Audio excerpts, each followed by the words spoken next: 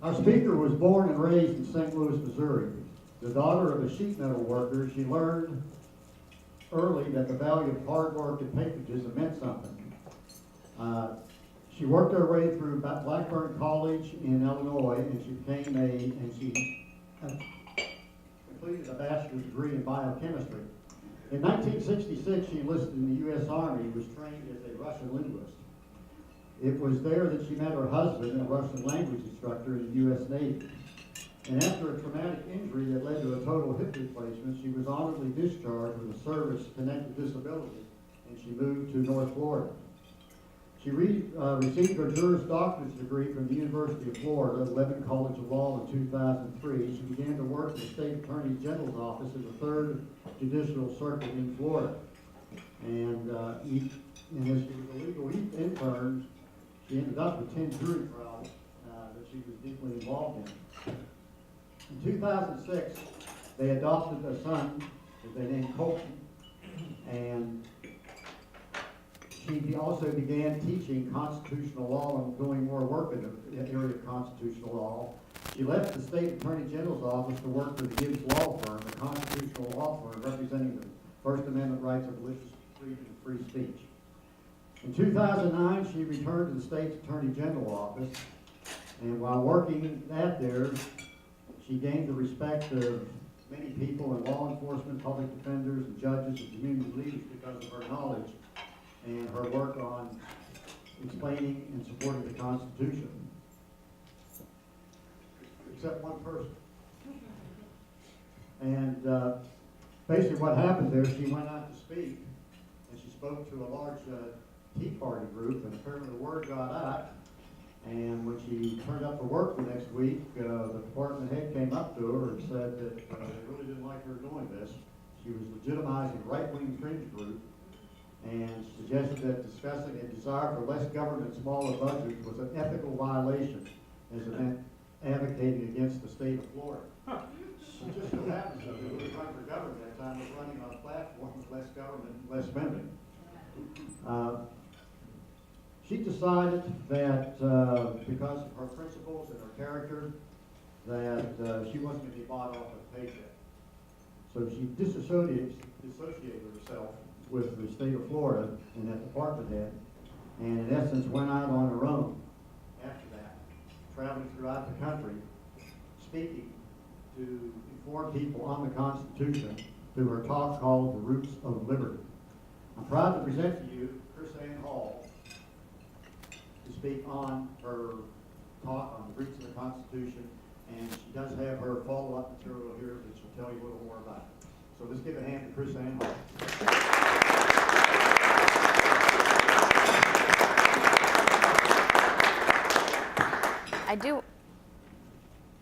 I do want to correct Bill on one thing. I joined the military in 1996, not 1966. I really look good for my age, don't I? Just teasing. I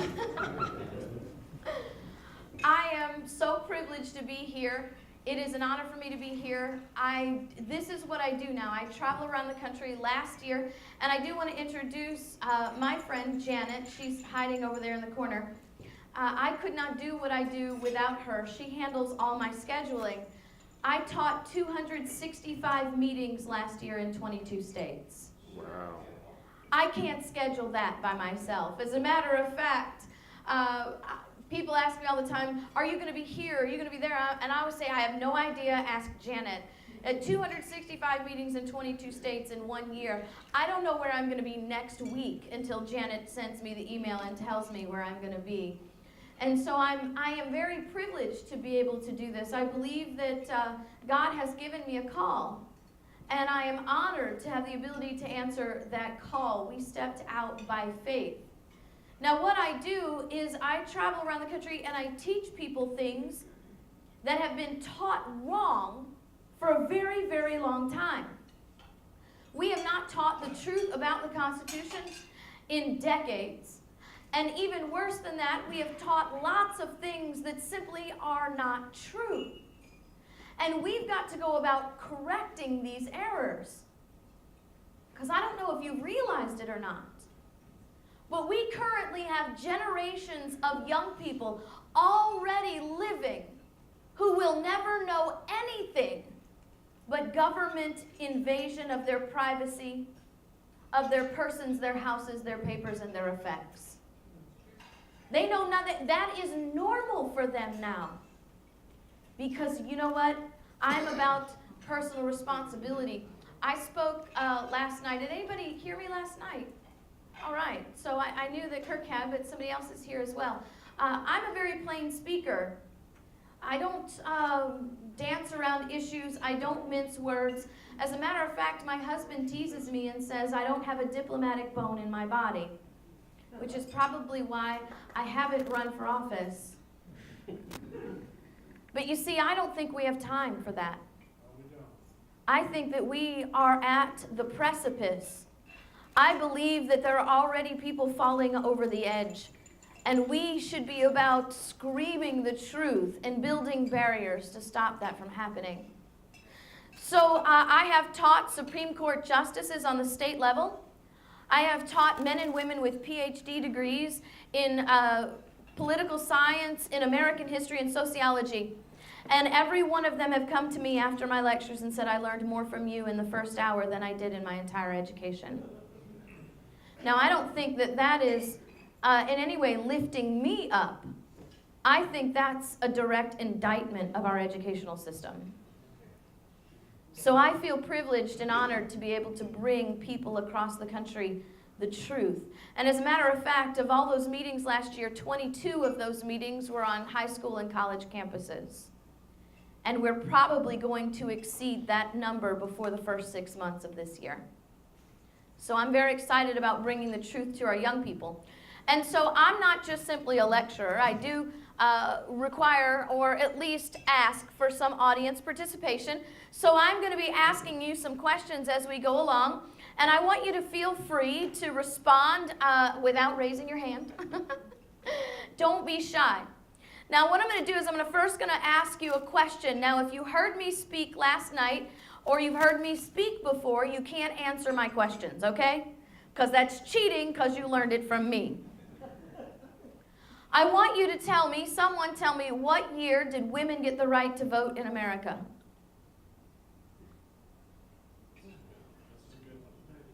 Never. Voting's a privilege. Well, that's not quite the answer that I'm looking for, but we can talk about that later.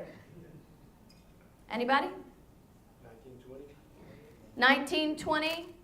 1919? Those are the most popular answers that I get. That's what we're taught, but that's not true. The truth of the matter is, women have always had the right to vote in this country. There is nothing in the Constitution that ever prohibited women from voting.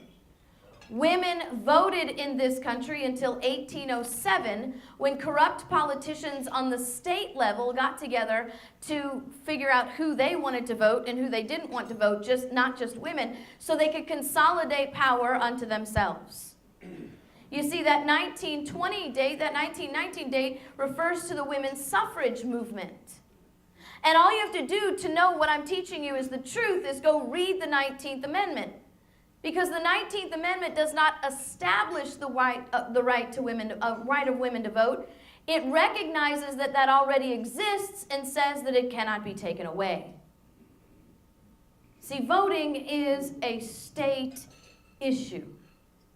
It is not a federal issue. Never has been, never should be. Who can tell me was the first man to die in the Revolutionary War? Anybody?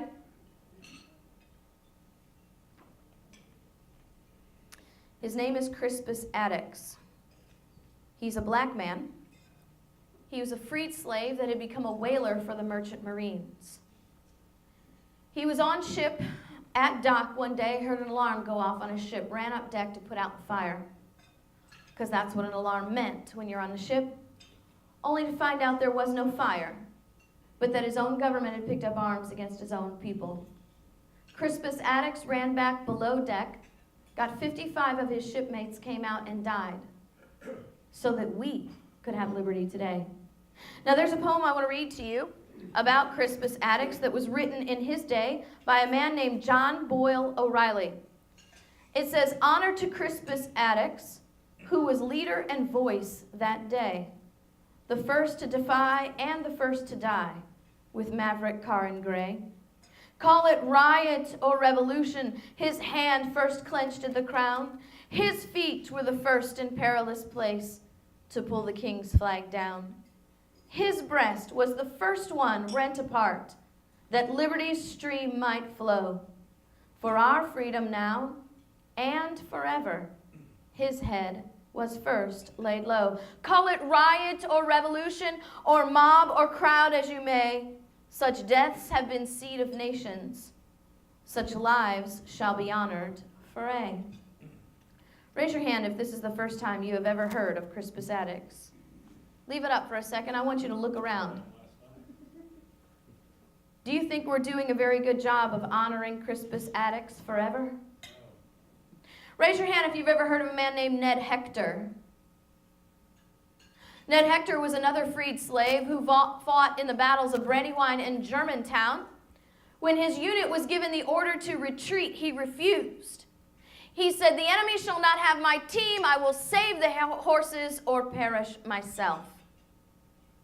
He ended up living but getting a Medal of Honor from George Washington. Because the truth that is not taught is that there were battalions of freed slaves that fought in our Revolutionary War.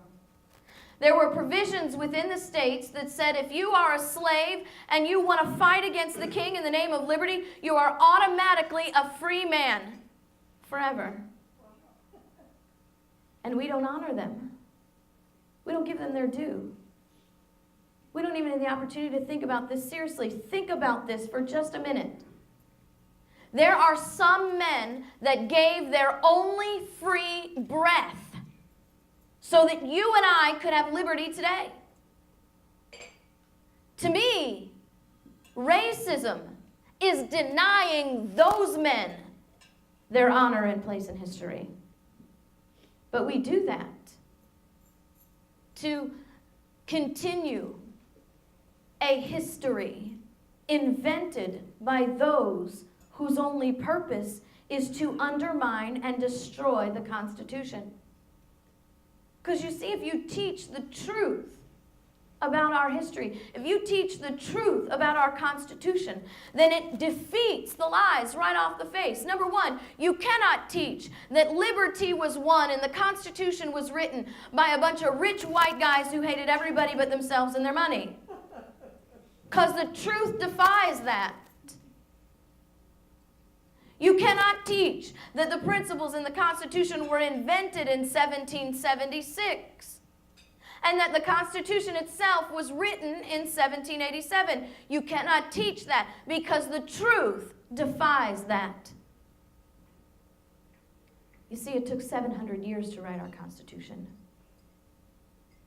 5 fundamental documents that I call the genealogy of our Constitution had to be written over 700 years before Thomas Jefferson could ever pen the Declaration of Independence. Without these 5 documents, Jefferson would have had nothing to write because Jefferson did not write the Declaration of Independence as an original work. It is a plagiarized document.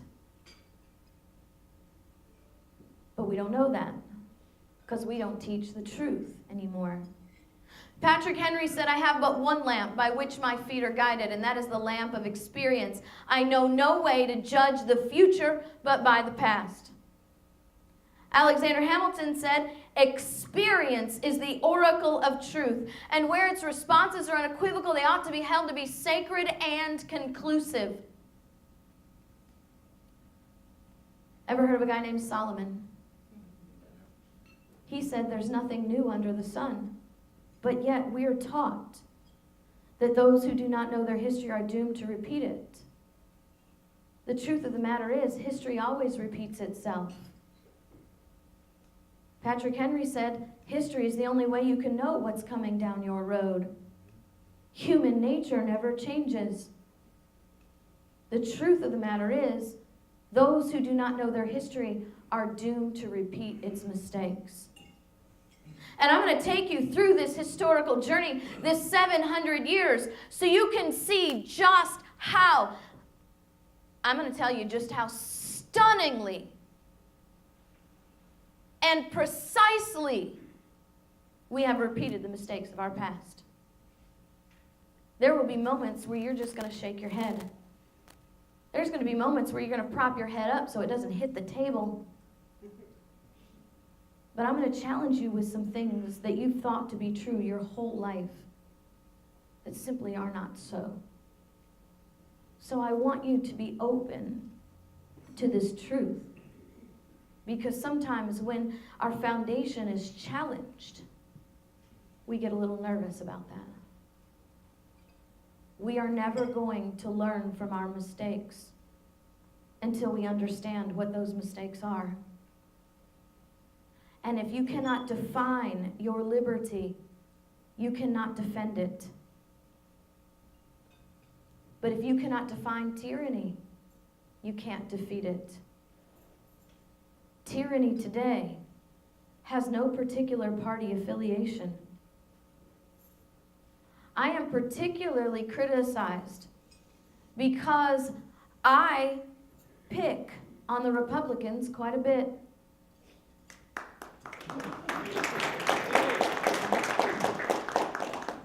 Here is my simple perspective. Why would I criticize a Democrat for being a Democrat? Yes. They tell you exactly who they are. They vote exactly as the way they stand. Do you know why I criticize the Republicans? Because they lie to us about what they believe and what they do. And I'm going to tell you what. We have had more damage to our Constitution from this conservative Republican House. And we're being told that if we just win a Republican Senate, we'll fix all our problems. If we get a Republican president, we'll fix all our problems. If you think getting Obama out of the White House is going to fix our problems, then you don't even know what our problems are. And I'm going to show you just how exactly our problems match up with 700 years of tyranny. One thing that you have to remember, another thing that we are simply not taught, and I know this for fact because when I teach my young people, I always ask them this question: who fought in the Revolutionary War? And inevitably, I get the answer, the Americans and the British. Problem was there were no Americans in the Revolutionary War. They were all British citizens. This was not a foreign war. This was a civil war. But we don't teach that. And so we don't know. I don't know how many of you watched Obama's speech on his limiting of the NSA the other day. Okay, so can I just confess, I did not watch it. But I always go back and read it. I read it because I have to know what he says. I don't watch it because I can't stand to watch the politicians give him standing ovations for all the mush that comes out of his mouth, okay? So in order to save my breakfast, I'd rather read it than hear it. But I was in the Kansas City International Airport when I read that speech and practically fell on the floor in belly laughter after the first opening paragraph, where he tried to convince the American people that the Sons of Liberty and the NSA are exactly the same organization.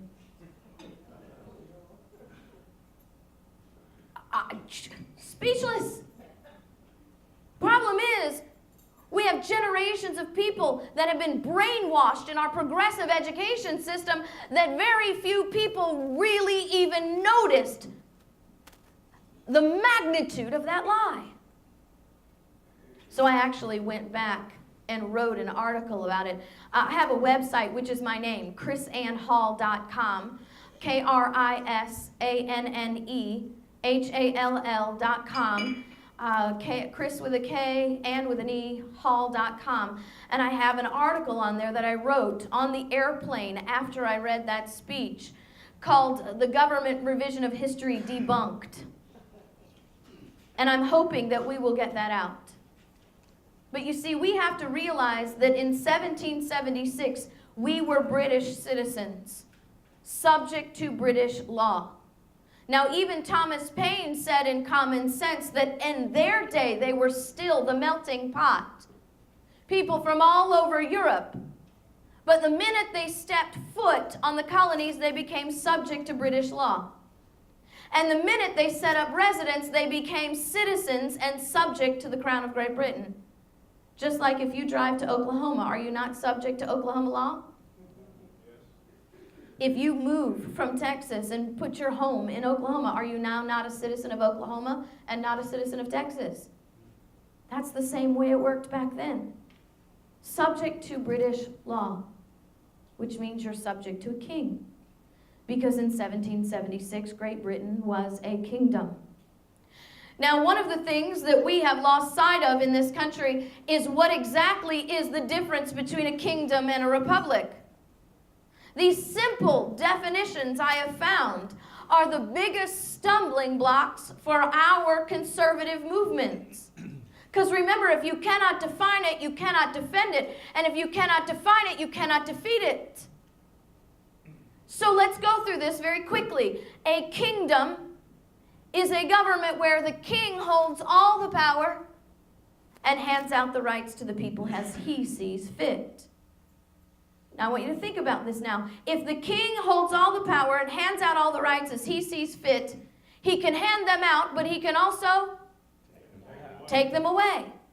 This is called the whim of the sovereign. So when you are the subject in a kingdom, you literally wake up every single day wondering what is lawful and what is not. Because what the king wants to be legal and what he wants to be illegal can change that quickly. I mean, not simply day to day, it can be hour to hour. A republic is the complete opposite of that. You can't get any further away on the spectrum. A republic is where the people hold all the rights and delegate to the government as they see fit. And if we delegate power, what can we do? Take it back. Take it back. It's all about who has control. And in a kingdom, that belongs to the king. But in a republic, that belongs to us. Now, how many of you have heard our government be referred to as a democracy? Okay, so I've heard comments just here today, laughter, shaking heads, it's a lie, that sort of thing. The problem is I don't think that we understand the magnitude of that lie. Because I think if we really understood just how insidious that lie was, we wouldn't just simply shake our head and roll our eyes when our conservative Republicans call this country a democracy. How many of you ever heard that saying, the more you repeat a lie, it becomes the truth?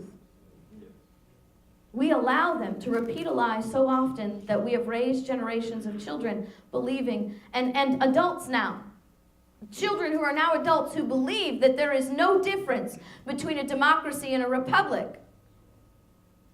But you see, remember, there's a huge difference between a kingdom and a republic, right? King holds all the power, hands out the rights, he can take them away. People hold all the power, all the rights, delegate the government, and we can give them and take them away.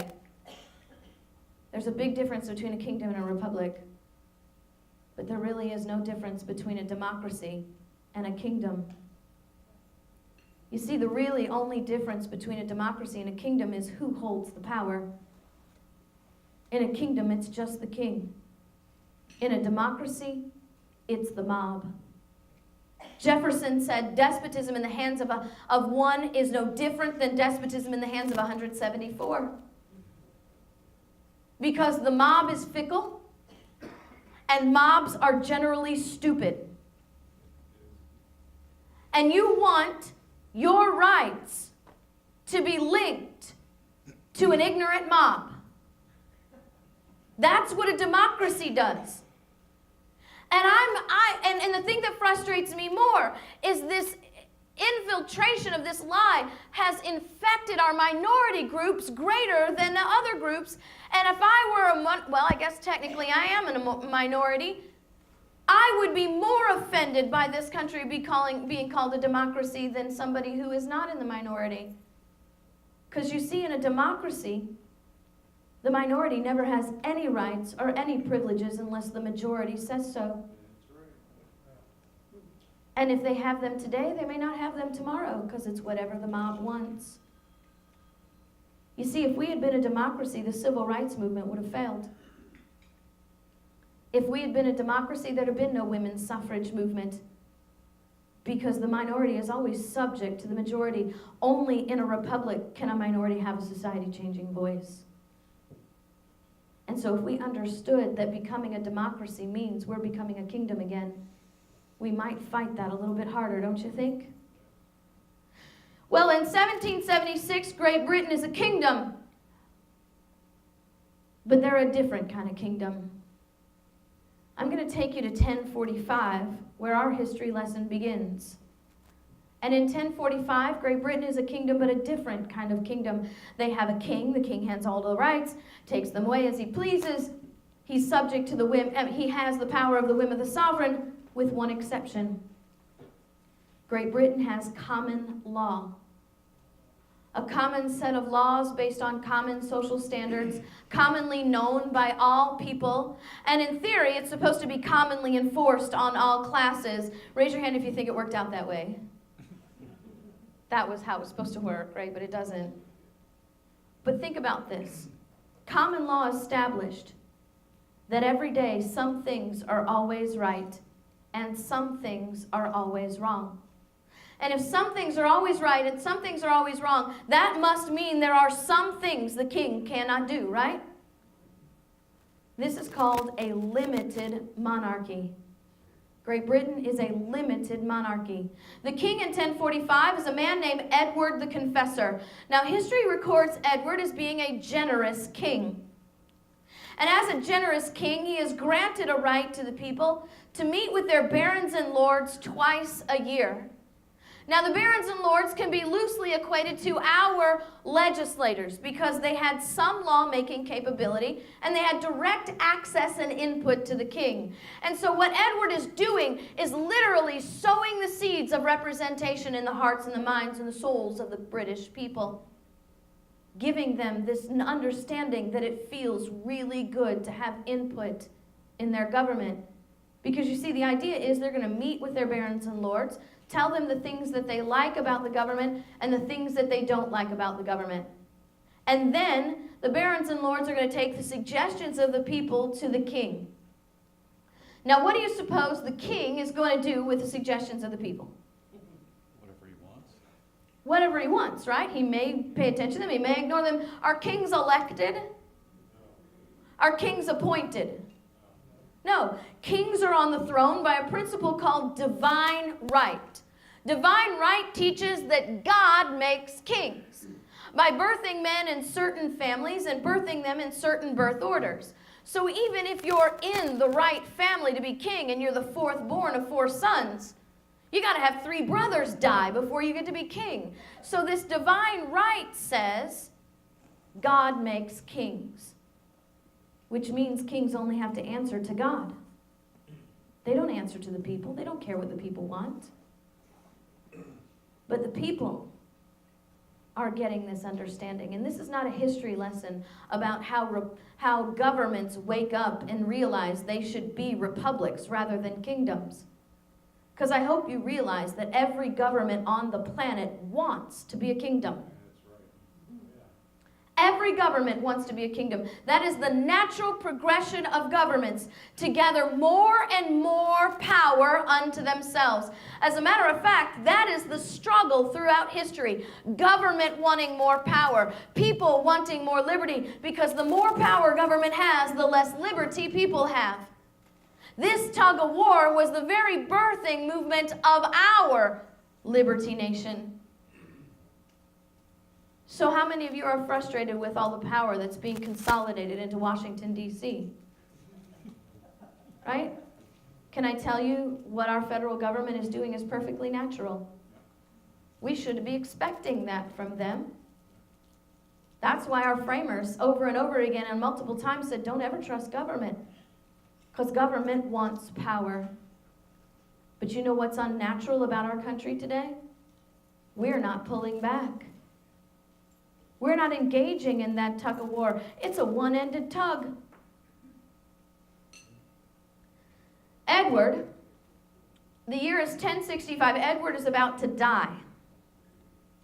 But Edward has no sons, and when there are no direct heirs to the throne, every kingdom has a list of people that are next in line. The next in line for the throne is a man named William I.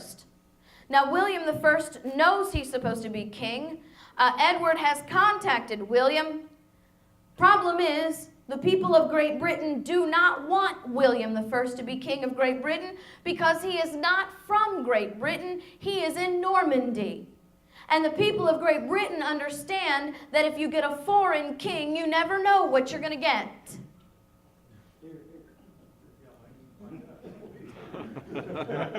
There is nothing new under the sun.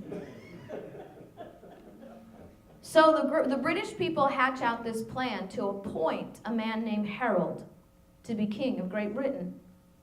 He's Edward's right-hand man, literally the most powerful man in England next to the king himself. And they want him to be king because they know Harold is going to follow the governing traditions of Edward. Problem is, we're still not appointing kings. And we're not electing them either. William gets wind that he's going to be passed over as king of Great Britain. And which means now the throne's being passed out of his bloodline altogether. And he's not happy. Now, the interesting thing is, for the people of Great Britain, William has a nickname. He's called William the Conqueror. What do you suppose happens when you make a guy mad whose nickname is the Conqueror? He raises his Norman army, he goes over and defeats Harold and the English people, setting himself up on the throne. Now, when you are heir to be king, you are ready and waiting to be king. Ever heard that saying, it's good to be king? That's because of the whim of the sovereign. You get everything you want, whenever you want it, any way you want it. So William is so ready to be king, he gets to Great Britain and finds out he's king of a limited monarchy. Cannot stand the fact that this common law limits him. So William sets out to fundamentally transform Great Britain. Now, if you're going to fundamentally transform a country a kingdom that's unique, what do you suppose the first thing you're going to attack? That thing that makes it unique, right? What made Great Britain unique? Common law. William starts replacing the judges in the common law system with judges who are not loyal to the common law, but loyal to the ideology of the king and willing to enforce whatever the king wants, even when it's contrary to the common law.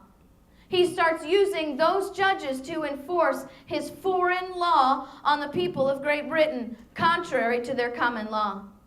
He starts replacing the leadership in the churches with men who are not loyal to the Word of God, but loyal to the ideology of the king and are willing to do whatever the king asks, even when it's contrary to the Word of God. Because he's going to use the churches to enforce his arbitrary laws and collect his arbitrary taxes. He starts chasing the private landowners off of their land with threat and force itself, literally chasing some of them completely out of the kingdom, and then taking possession of their abandoned land and handing it over to his foreign friends. How else do you keep foreign law in a kingdom unless it's full of people who like that foreign law better than the common law of the land? This goes on for about 40 years. William has had 4 sons. He and his first son do not get along, which is an understatement because his first son is going to try to murder him. Now, if you are the son of the king and you've unsuccessfully attempted to murder the king, are you sticking around in the kingdom very long? No. He runs off to the Holy Land to fight in the Crusades. William's second son has been killed in an accident, meaning his 2 younger sons, heir to the throne, William II and Henry I. William II takes the throne and is recorded in history as being a wicked, evil king. William's going to rule for a short while until one day William II and his little brother Henry go hunting together. And William II is killed in a mysterious hunting accident when a stray arrow from Henry's hunting party accidentally kills William, coincidentally catapulting Henry to the throne. Do you think this is an accident? Neither did the people of Great Britain. Because human nature never changes.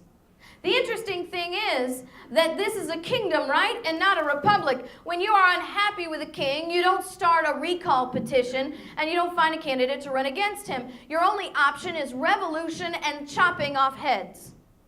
Surprisingly enough, Henry is fond of his head and starts to try to appease the people and make them accept him as king. Henry's going to do three very important things to us to keep his head. The first thing that he's going to promise, I'm going to do an investigation. My people are going to investigate whether I am responsible for my brother's death or not. How do you suppose that works out with the government investigating itself, right? Department of Justice investigating Eric Holder, the IRS, Benghazi, 3 times now? The conclusions are exactly the same. Henry is not at fault for the death of his brother. Interestingly enough, the people of Great Britain did not buy this excuse either. So Henry has to do some more things. The next thing Henry promises is that he's going to marry an Anglo-Saxon woman. Now, we have to really think about the importance of this. This is a little concept I think we've lost direct understanding of. You see, the Anglo-Saxons were the majority of the population in Great Britain.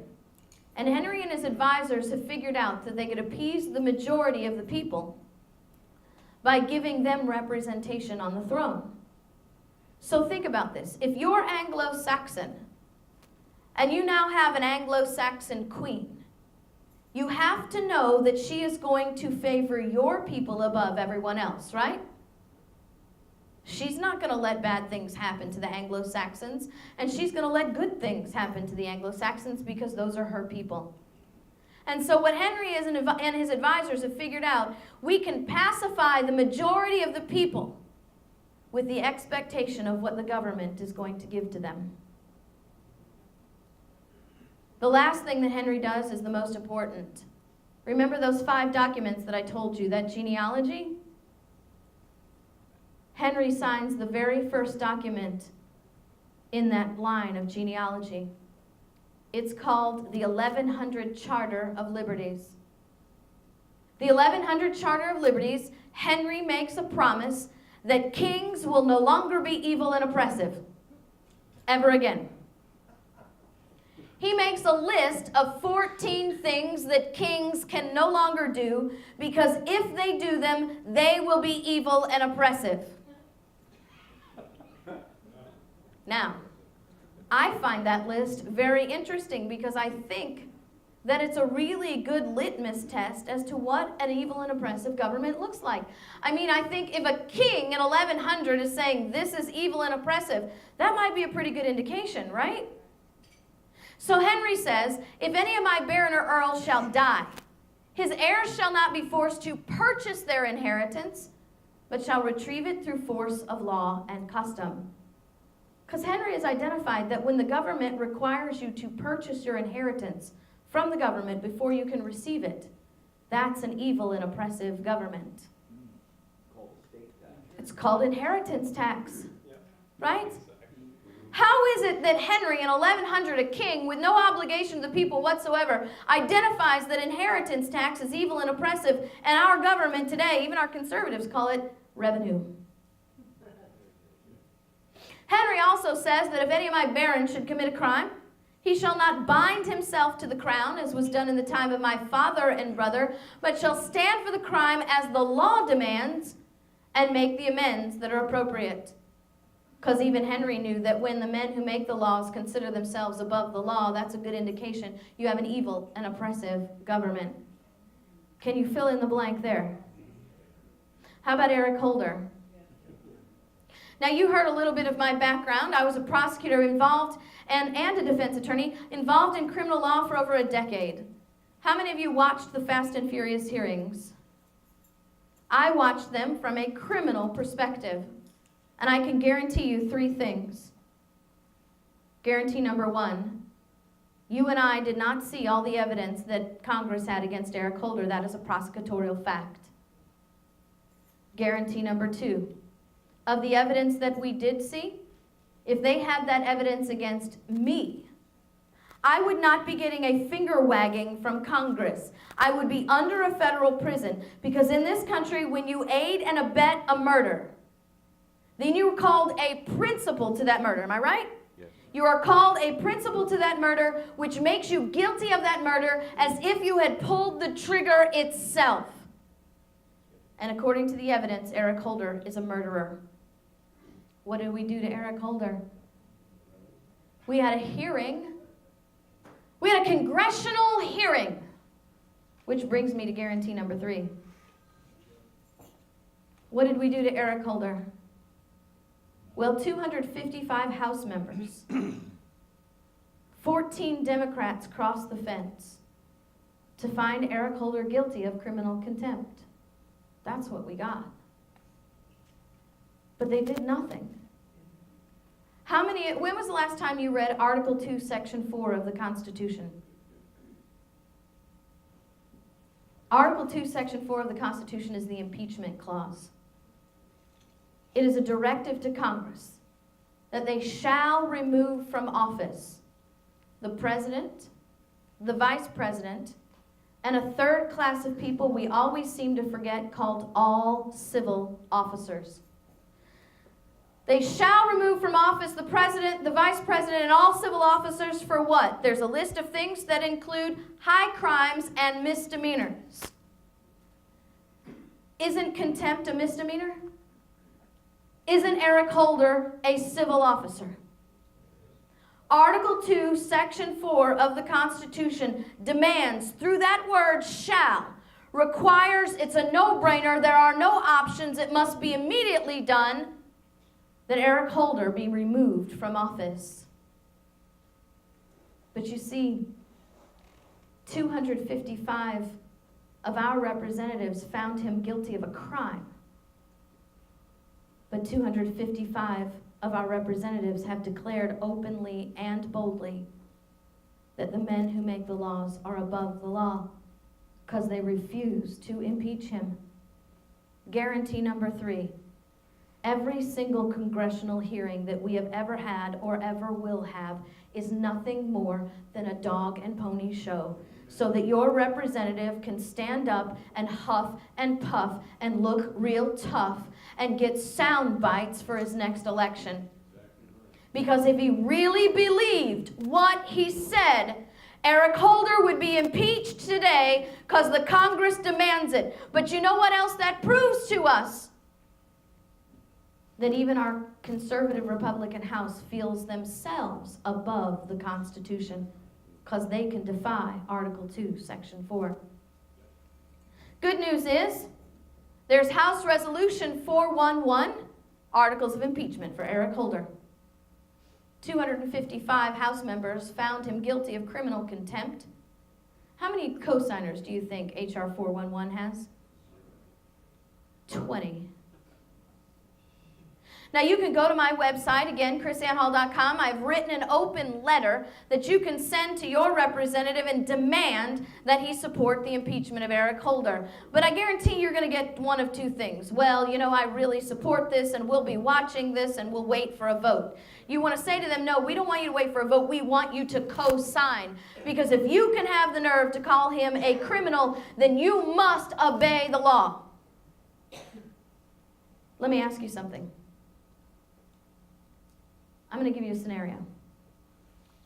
What would happen if your child or your grandchild was brutally murdered? They caught the murderer. You attended the trial of that murderer. That murderer was found guilty of the brutal murdering of your child or your grandchild, and it's time for sentencing. And the murderer stands before the judge, And the judge says, you have been found guilty of this brutal murder of this child. But we're just going to let you go today because that's what we want. How would you feel? Let me ask you, how do you think Brian Terry's family feels?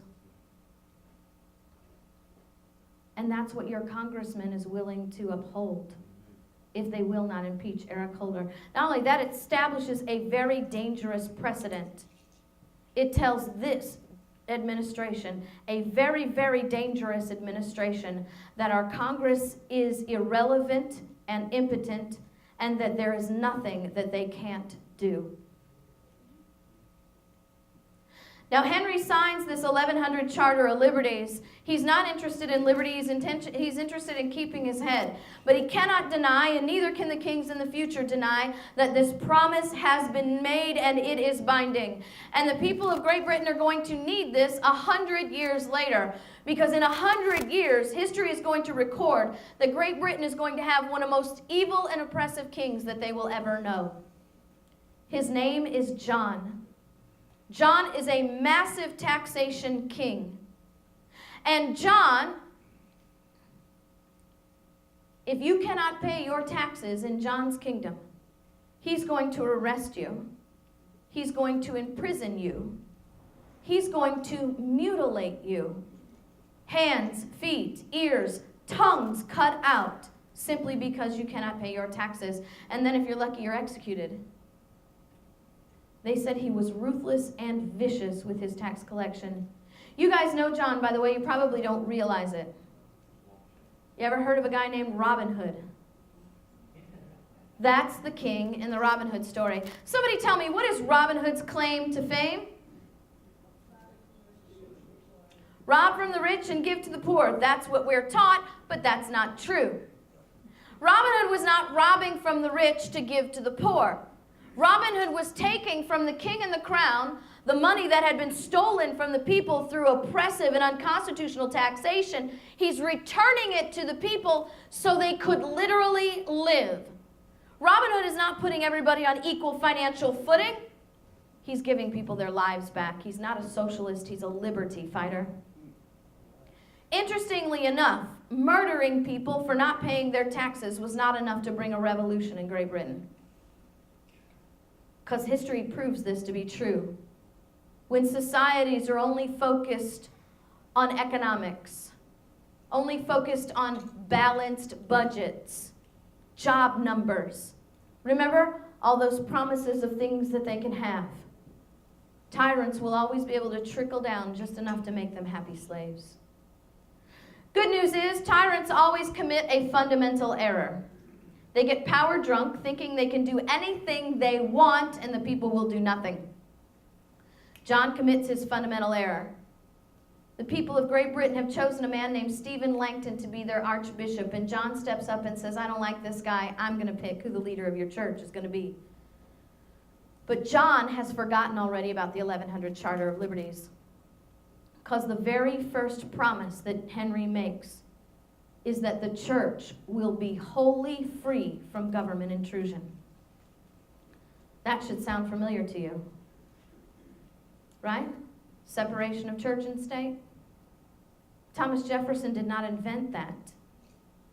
He took it from Henry I. Separation of church and state means that the government is not allowed in your church. It never meant that God has no place in government. But you see, we don't know that because we don't teach that. Let me give you a real quick pop quiz. Now, those of you who have been taught by me before or were here last night, you're not allowed to participate in this pop quiz because you know the answer. So I don't want you to cheat. No pocket constitutions, no smartphones. I don't want you to answer out loud, and I don't want you to lip sync the answer because I want your neighbor to have an honest assessment of what he knows. There are 5 individual liberties in the First Amendment alone. Name all 5. Now, we have a Supreme Court justice in Florida who took a poll, found out that only 2% of the people asked could name all 5. So while you're thinking about this, I already know that there are people in this room who can only name 4. There might even some that can only name 3 or even 2. Where you fall in that spectrum, where you fall in that statistic is your business. But I asked you that question just so I could ask you this one. Because you see, if you don't know what your rights are, how do you know they're not already gone? We talk about constitutionally protected rights. The Constitution does not protect your rights. The Constitution is a piece of paper with ink on it. Can the Constitution pick up a pen and write your congressman a letter? Can the Constitution go sit in your senator's office and demand constitutional compliance? Can the Constitution pick up a sword? You see, the only defenders of our liberty are we, the people. And if you cannot define it, you cannot defend it. A revolution is brought against John, bringing us the second document in the genealogy of our Constitution, the Magna Carta of 1215. Now, this is an amazing, amazing document. Raise your hand if you have heard of the 1100 Charter of Liberties before and you didn't hear it from me. Raise your hand if you'd heard of the Magna Carta before. You see, even our best constitutional studies, if they'll bring us beyond 1776, they stop at the Magna Carta. And I don't understand that.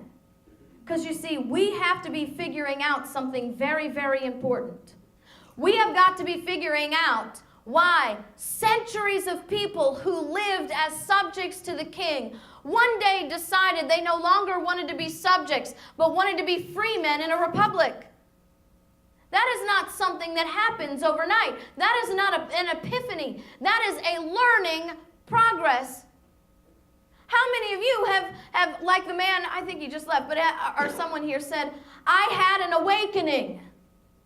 How many of you had an awakening? And then once you awakened, you started learning more and more and more about what is really, really wrong going on. It is a process. You don't wake up one morning and some great white dove lands on your head and departs you with all the knowledge that you need. And we've got to understand this process of leaving kingdoms and going to republics. And you miss the most important step when you leave out the 1100 Charter of Liberties. Who wrote the 1100 Charter of Liberties? Do you remember? Henry I, right? Or his advisors, but it was written by the kingdom. Who wrote the Magna Carta? The people did. Technically, the barons and lords, but they're still subjects to the king, right? The nobles have no rights, no privileges unless the king grants them. They just get better ones because of their class. And so what we have here in the Magna Carta, people with no rights, no privileges, no expectation of such unless the king grants them, standing up to the king and saying, hey, wait a minute, you made us a promise in 1100 that kings would no longer be evil and oppressive. You obviously have no idea how to keep that promise. So now we, the people, are going to rise in our majesty above the king and tell him what he can and cannot do to keep his promise. Because you see, the Magna Carta creates a committee of 25 men who will sit in the king's court with the authority to tell the king, sorry, you can't do that because it violates your promise.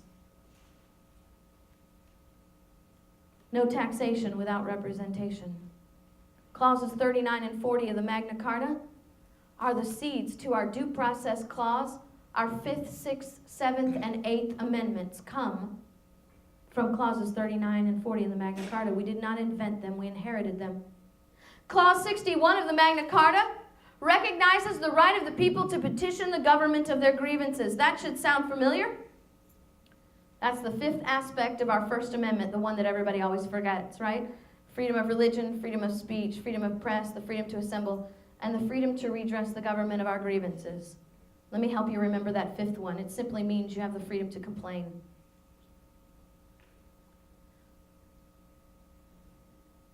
John signs the Magna Carta because he's got a sword at his throat. And the people are going to remove him less than a year later.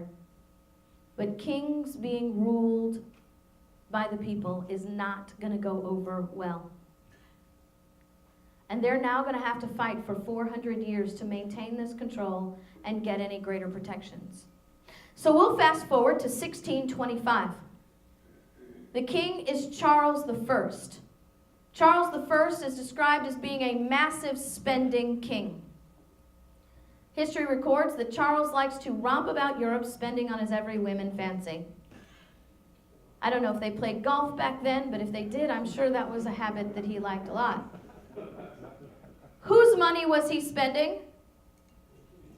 The people's, right? How did he collect their money? Taxes. Parliament gets sick and tired, because that's that 25 men is now called Parliament. Parliament gets sick and tired of his wasteful spending, stands up to Charles and says, "You're going to stop your spending or we're not passing any more of your laws." Charles says, "Okay, but I'll remind you of something. I'm king. Why do I even need Parliament anyway?" And he dissolves Parliament. Perhaps he said, "Where Parliament will not legislate, I'll just go ahead and regulate." Or maybe he held a State of the Kingdom address and said, "If Parliament will not pass laws, I will." Said, I have a pen. I have a pen, I have a quill, and a messenger. Well, you see, tyrants are learning from their history, and they know they can't be too tyrannical too fast because the people will wake up. Charles wants to keep collecting their money, but he can't pass a tax because he's just violated the Magna Carta by dissolving their representation. A further violation would be just too much all at once. So he remembers, as the king, he has the power of decree. The king has the power to write law through decree. So he issues a decree to collect the people's money, and he's careful not to call it a tax. He calls it a forced loan. It's not a tax, it's a mandate. 7 knights stand up to Charles and say, "Mandate tax, tax mandate. This is a violation of our constitutional charter. We will not enforce this law, and we will not comply." And let me just interject for a moment. That's precisely why you must have a constitutional sheriff. Because your Constitution, under his oath and his obligation to support and defend the Constitution, and as the highest ranking officer in your county, has the power to say, "I will not enforce this law because it's unconstitutional." And there's nobody that can defy him on that. That is why the Constitutional Sheriffs and Peace Officers Association got together in Las Vegas and wrote a resolution that said just that. I was proud to be a part of that. And I want to tell you, this resolution is the boldest declaration that I have seen since the Kentucky and Virginia resolutions of 1799.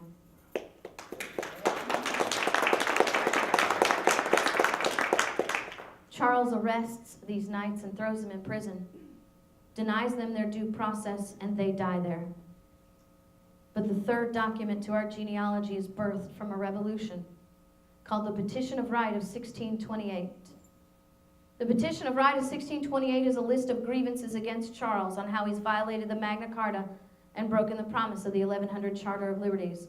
It says there'll be no taxation without representation. Yes, we do have a right to due process. And while we're at it, we're going to add a couple more. You cannot invoke martial law on us unless we're being invaded by a foreign nation, and you cannot quarter soldiers in our homes without our permission. Because we did not invent the Third Amendment, we inherited it. Charles signs the Petition of Right the same way John did, with a sword at his throat. But the people do not remove him from the throne. They let him be king. Charles goes back to business as usual. Only he's figured out that he shouldn't whim and fancy the people's money. He's got to come up with an excuse. And history provides him with that excuse, because the years between 1628 and 1641 are very violent ones. Wars all over Europe, and Charles is having civil eruptions, because guess what? He's not keeping his promises. But now Charles is collecting their money and telling them, "I got to have more of your money. You got to give me some tax money. We got to have it, because you see, we've got to fund our allies in these foreign wars. Because if we don't fund our allies in these foreign wars, you know that means the enemies will win, and they will be coming after us next." But the people of Great Britain are watching Charles, and they're noticing he's not funding their allies. He's funding their enemies, because their enemies have promised to help Charles with his civil eruptions. Charles is brought up on charges of treason, found guilty, and sentenced to death, bringing the fourth document in the genealogy of our Constitution.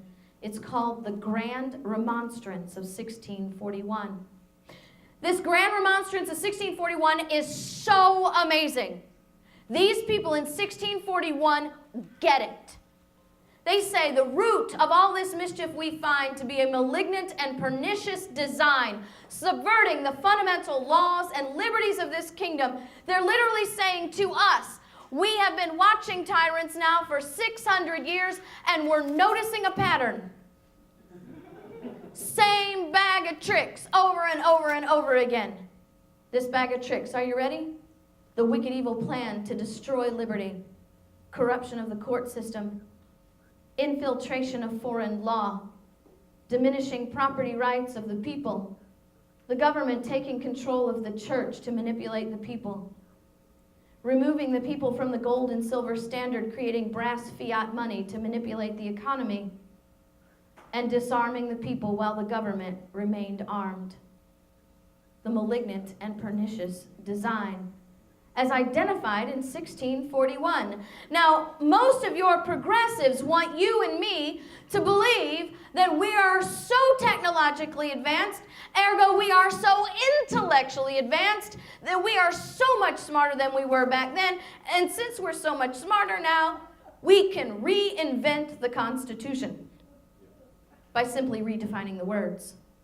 I just told you the malignant and pernicious design they identified over 350 years ago. Think we're smarter? Because I'm thinking if we were smarter, we wouldn't be repeating this history. Do you think this is the last time they're going to have to fight? 40 years later, brand new king, James II. James II is engaging in the entire malignant and pernicious design all over again. But James has figured out that when you take the people's liberty, you got to give them something to appease them and distract them. So James issues a decree and calls this decree religious liberty. I'm going to give you religious liberty you've never had before. This religious liberty decree says you no longer have to be a member of the Church of Great Britain. You can have church anywhere you want, with any church leader you want. You can preach anything you want, anytime you want, and the church cannot prosecute you. But, you guys were waiting for that, right? But, the king's decree says, before you have church, you must inform the king where you'll be meeting, when you'll be meeting, who will be preaching, what will be said, who you'll be meeting with, and you must promise that you will never, ever, ever say anything that might even be construed as a criticism of the king. Now that doesn't sound like liberty to me, that sounds like a 501c3. James then requires the bishops to read this decree in their churches. 7 bishops stand up to James and say, we have a promise 500 years old that says the church will be wholly free from your intrusion. We're not reading anything. James arrests them, throws them in prison, and charges them with a crime called seditious libel. Seditious libel is that aspect that you can't criticize the king. James has learned you got to give them their due process or they'll chop off your head. So seditious libel gives you your day in court. However, it is written in such a way that truth is no defense. So even if you're correct in your criticism of the king, you have to die. 7 bishops had their day in court. 7 bishops who should have been put to death were found not guilty because 2 judges refused to enforce an unconstitutional decree, and in the remaining of the jury of their peers refused to find them guilty of an unconstitutional crime. Because we did not invent a trial by jury of our peers, nor did we invent the inherent right of jury nullification. We inherited them both. And now we have our 5th and 6th Amendments and 7th Amendments as well. A revolution is brought against James, bringing us the 5th document in the genealogy of our Constitution, the English Bill of Rights of 1689.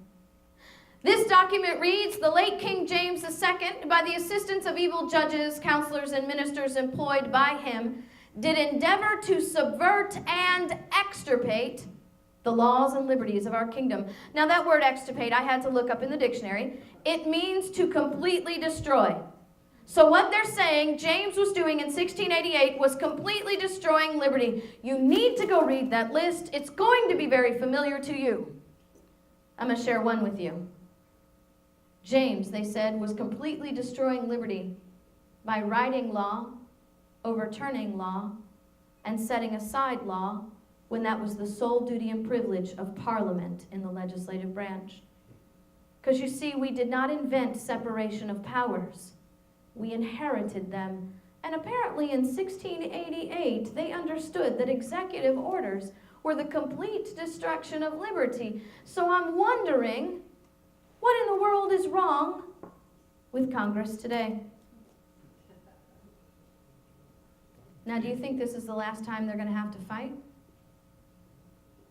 70 years later, they have a new king. You know his name, George III. Because you see, we didn't go to war over taxes. We went to war over the malignant and pernicious design. But we don't teach that. Great Britain had incurred a great debt in the French and Indian War, protecting the colonies in the French and Indian War, and then decided that the colonists should have to pay back that entire debt. The colonists said, wait a minute, we are colonists. This should be a debt shared by everyone in Great Britain, and the laws that you are passing on us are done without our representation. The king and parliament said, you have representation. We have men in parliament who have volunteered to represent your needs. The colonists said, if they're over there making laws, and they don't have to come over here and live under those laws, then they don't represent us. See, they're trying to teach us that when men who make the laws can exempt themselves from the enforcement of those laws, they don't represent us. Parliament then started passing laws called consumption taxes to collect this debt. It's taxes on lumber, linen, tea, sugar, paper, ink, and then got the bright idea that they could maximize their revenue by mandating that the colonists purchase these taxed items, and then criminalizing the lack of purchase of those taxed items. And so in order to enforce this law, they gave the tax collectors and the customs agents the arbitrary power to search and seize anything in the colonists' homes without due process, throw them into prison for any perceived violation of their lack of mandated purchases, and then transport them to Canada to be tried by the French. Because they had a right to a trial by jury of their peers, and even Parliament knew that the colonists would not convict each other for such an unconstitutional crime. So they had to invoke an international criminal court. We went to war over legislation without representation, men above the law. We went to war over mandated purchases. We went to war over criminalizing the lack of the purchasing.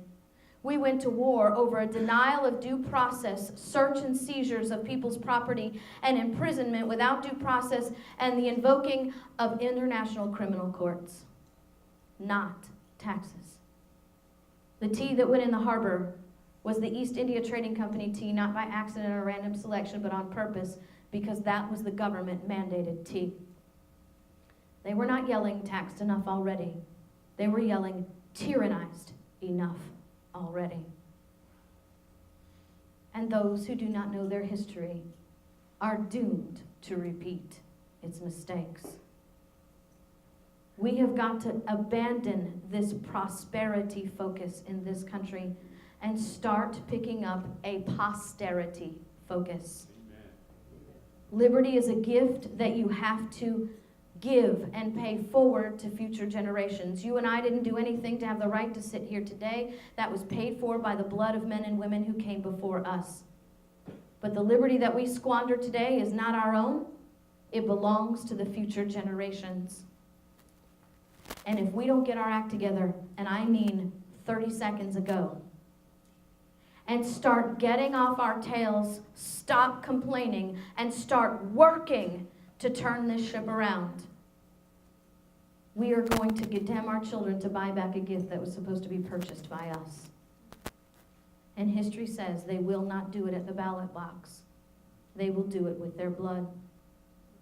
That's why I teach 265 meetings every year in 22 states. And I don't charge a dime for anything that I do. I have no speaking fees.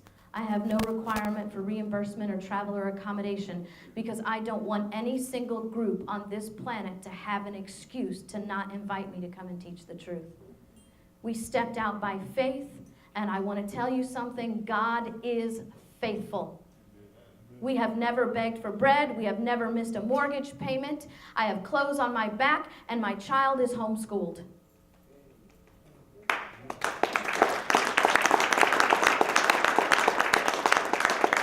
I want to ask you to support us any way that you can. I have these resources up here. I have children's books that teach the history that I just taught you. I have adult books that teach the history that I just taught you. I teach a 5-hour workshop every Saturday that goes through this history and then walks through the Bill of Rights 1 through 10, including the 17th Amendment, just the way I taught this. Not my opinion, not my philosophy, but the words of the framers and historical fact. And if you want me to teach this to your group, I don't charge anything for that either. I'd be happy to come back and do that. But I just want you to remember something. I didn't come here to educate you or entertain you. I came here to recruit you. Winston Churchill said, "Still, if you will not fight for the right when you can easily win without bloodshed, if you will not fight when the victory is sure and not too costly, you may have to fight with all the odds against you and only a precarious chance of survival." He said, there may even be a worse case. You may have to fight when there is no hope, because it's better to perish than to live as a slave. You and I are so old, we probably will not see the full consequences of our negligence. But we will condemn that final fate on our children and our grandchildren through our negligence. And I don't know about you, but I don't want that charge on my head when I stand before the one that created the heaven and the earth. I want to thank you for your time. I want to thank you, gentlemen, for bringing me here to teach and giving me the opportunity to bring the truth. I want to ask you, please go to my website. I have a radio show 6 days a week. Share everything that you can on my website. I'm on Facebook and Twitter. Please help me get this message out. I do not have a PR fund. I need you to do that. Also, real quick, while I'm running over time, I wanted to let you know of a project that we have working that I need you to pray and help us pray about. I was contacted by some filmmakers from Focus on the Family who want to turn my 5-hour workshop into a documentary. This is going to be a documentary that will be shot in 30-minute episodes, and we are going to film it in the places where the history happened. So the signing of the 1100 Charters of Liberty, the Magna Carta, all of these documents, we're going to be right there where it happened, teaching just like this. And we already have contact with people from the Discovery Channel and the History Channel, and we are really, really excited about this. But you have to understand, with a project of this magnitude, if God's not in it, it's not going to happen. So we need you to pray about that for us. Thank you once again for your time. Am I doing questions? Okay, the books are $10 a piece. The DVD set is $30. If you have cash, Janet can help you. I take check, cash, or credit card, and I'm going to do that with this little magic thing. Thank you.